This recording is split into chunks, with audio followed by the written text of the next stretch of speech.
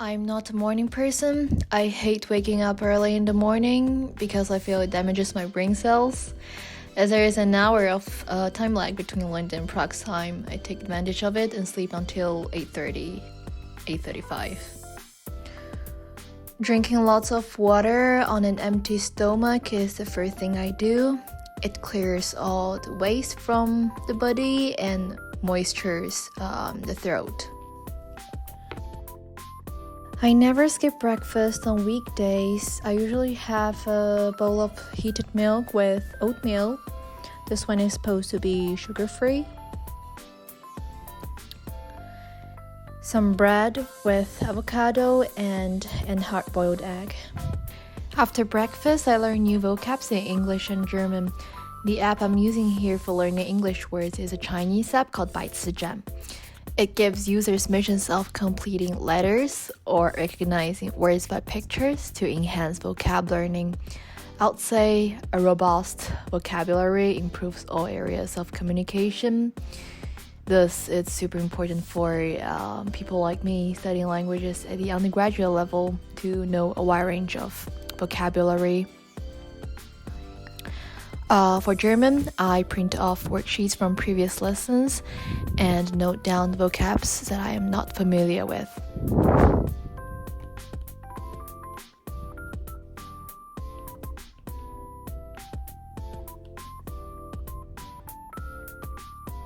Clicking on the link on the Moodle site, I enter my Zoom classroom.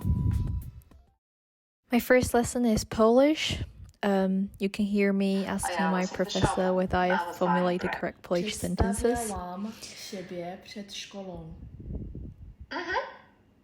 Since I started Polish from scratch, our lessons are focused on building on vocabulary, studying and practicing Polish grammar. Perfect. That's exactly. Now comes lunchtime. I start with beating pieces of chicken breast with a mallet to flatten for a good marinade. The only seasoning I use here is salt and black pepper. Then I grill them on a non-stick pan with a thin layer of olive oil, lower the heat, and cook them till tender and brown on both sides, turning when one side is done. Chop the chicken breast in 2 slices and you're done. Here you can see my ideal salad recipe.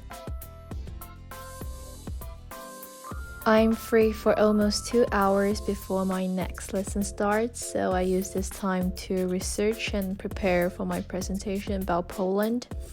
I chose to do one on Warsaw's tourist attractions since I love traveling.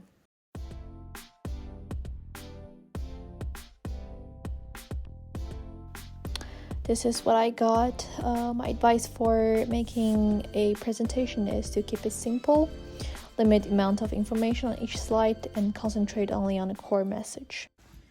Most school presentations have a time limit. It would be thus good to have a time practice run-through of the presentation, not only to help sort out the runtime, but also to ensure the message is clear before delivering it. After I'm finished with it, I submit it through Moodle.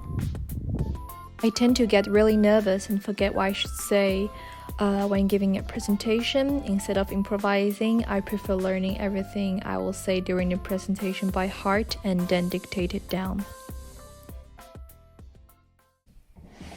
Although I studied IB German at higher level, I studied German at a post-A level degree in UCL. The course is divided into 5 parts: discussion and essay, translation, grammar, modern literature, and introduction to German history. The lesson I'm having here is grammar. This week we focus on practicing relative Sätze, translating into English as relative clauses. Wir konnten nicht in den Urlaub fahren. Genau. For my supper, I got some Chinese food cooked by my parents. Before I go to the bed, I have to read some assigned readings for my history class. The one I'm reading here is about the unification of German states in 1871. At the same time, I am soaking my foot in hot water, which should resolve my day-long tiredness.